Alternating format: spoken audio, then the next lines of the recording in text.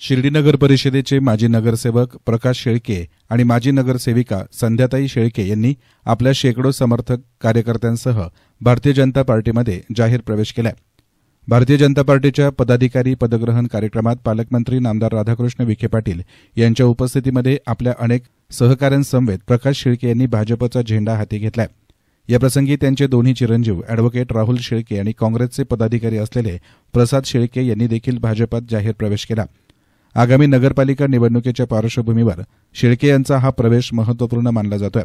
नामदार राधाकृष्ण विखे पाटील यांच्याप्रती असलेल्या प्रेमासह भाजपची दूरदृष्टी आणि युवा नेते डॉ सुजय विखे पाटलांचा स्वभाव आणि नेतृत्व गुणांना भारावल्यानंच भाजपमध्ये येण्याचा निर्णय घेतला असल्याचं याप्रसंगी प्रकाश शेळके यांनी सांगितलं.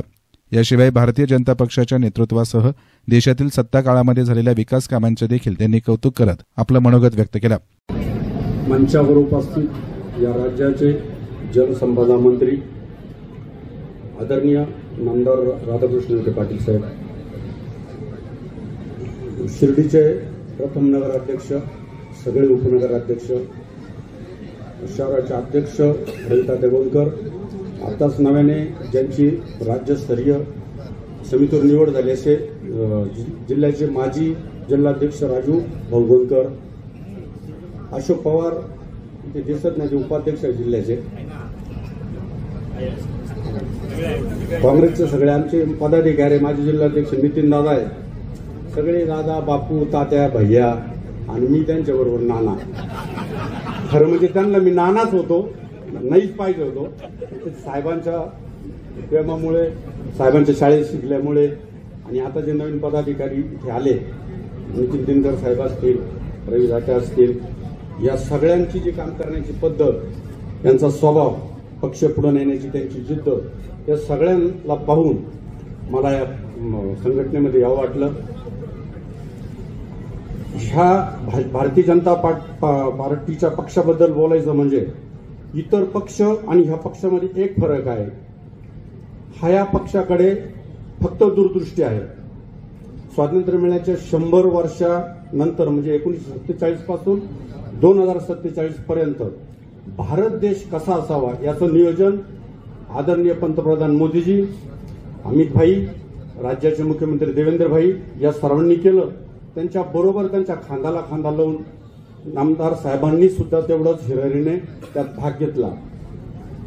या नियोजनामध्ये आत्मनिर्भर भारत कशा प्रकारचा असावा, या भारतातील लोकांना, मुलांना प्रगत शिक्षण, आरोग्य व्यवस्था जास्तीत जास्त मिळावी, जागतिक आर्थिक महासत्ता होण्याचं ध्येय या भारत देशाचं असावं आणि शाश्वत विकासावर भर, हे या पक्षाचं 100 वर्षाचं नियोजन 2047 साली हे दिसेल आपल्याला.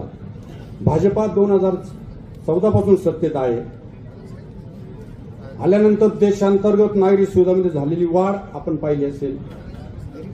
समृद्धी रस्ता असेल, इतर रस्ते असतील, स्मार्ट सिटी प्रकल्प असेल, अमृत योजना असेल, घरोघरी जल योजना असेल, वीज, गॅस, शौचालय आणि डिजिटल सेवा पोहोचवणे. राष्ट्रहितासाठी जपणारा हा पक्ष एकमेव भारतीय जनता पक्ष आहे. या पक्षाने जे राष्ट्रहित जपण्यासाठी तो कटाक्ष टाकला, त्यात प्रामुख्याने सर्जिकल स्ट्राईक, एअर स्ट्राईक, सगळ्यात महत्वाचं आपण ऐकलं असेल 370 कलम. आता आपल्याला तर काही माहित नाही 370 काय कलम आहे, परंतु ते काश्मीरला एक स्वतंत्र दर्जा होता, तिथे इतर नागरिकांना जाऊन प्रॉपर्ट्या घेता येत नव्हत्या. बापू, भारतीय लोकांना त्या काश्मीरमध्ये जाऊन प्रॉपर्ट्या घेता येत नव्हत्या, हा होता तो. मलाही माहित नव्हता, पण ज्यावेळेस तो रद्द झाला तेव्हा मला कळालं आणि काश्मीरचा विशेष दर्जाही रद्द केला. नंतर महत्वाची त्यांचा जो कटाक्ष होता तो होता citizen amendment act. Citizen amendment act हे इंग्लिशमध्ये झालं. मी मराठीत पहिली ते 10वी शिकलेलो आहे, त्याच्यामुळे मराठीत सांगतो, बरेच लोक मराठीत समजणार इथं. नागरिकत्व सुधारणा कायदा. यानंतर या पक्षाकडून जी ध्येयधोरणं राबवली गेली त्यात सर्वात महत्वाचं समाजाच्या सर्व गटांच्या सबलीकरणासाठीच्या योजना. त्यात प्रामुख्याने स्त्री सशक्तीकरणाची उज्ज्वला योजना, बेटी बचाओ बेटी पढाओ योजना, शेतकऱ्यांसाठी PM किसान योजना, दलित आदिवासी मागासवर्गीय यांच्यासाठी आर्थिक व सामाजिक योजना. नंतर या पक्षाकडून विशेष भर दिला गेला तो आर्थिक सुधारणा, स्त्री सबलीकरण, स्वच्छता अभियान. शिर्डी तीर्थक्षेत्राचा झालेला विकास यात्रेत सहभागी होऊन योगदान देण्यासाठी खरं मी व माझे कार्यकर्ते आपल्या या पक्षामध्ये सहभागी होत आहोत. आर्थिक सुधारणा, श्रीबळीकरण, स्वच्छता अभियान, शिर्डी तीर्थक्षेत्रात झालेला विकास यामध्ये आणि भारत देशासाठी जर काही केलं असेल या पक्षाने तर सगळ्यात महत्त्वाचं जीएसटी, डिजिटल इंडिया, सरकारच्या आर्थिक सुधारणा, महिला सक्षमीकरणासाठी मुद्रा योजना, लाडकी बहीण तर तुम्हाला माहितीच आहे सगळ्यांना. नंतर स्वच्छ भारत अभियान. सकाळी सकाळी आपण जेव्हा उठतो तेव्हा ते स्वच्छताच्या ज्या गाड्या नगर परिषदेच्या फिरतात त्यामध्ये ते मधुर गाणं आपण सगळ्यांनी ऐकलंच असतं.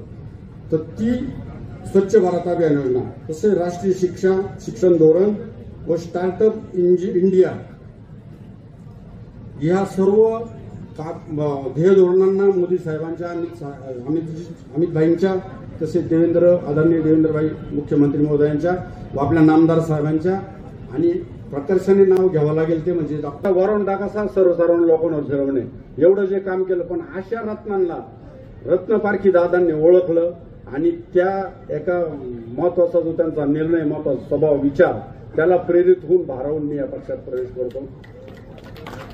या पक्षामध्ये भाजप पक्षाचे जे वरिष्ठ नेतृत्व आदरणीय पंतप्रधान मोदीजी असतील, अमित भाई शाह असतील, या राज्याचे मुख्यमंत्री देवेंद्रभाई फडणवीस असतील यांनी, तसेच आपले कार्यकर्ते जिल्हाध्यक्ष नवीन आलेले नितीन दादा, राजू भाऊ गोलकर, नवीन शहराध्यक्ष रवी तात्या, योगेश, अशोक पवार या सर्वांनी मला इथे माझं मनापासून स्वागत केलं, मला या पक्षात सामावून घेतलं. त्या सर्वांचे आभार.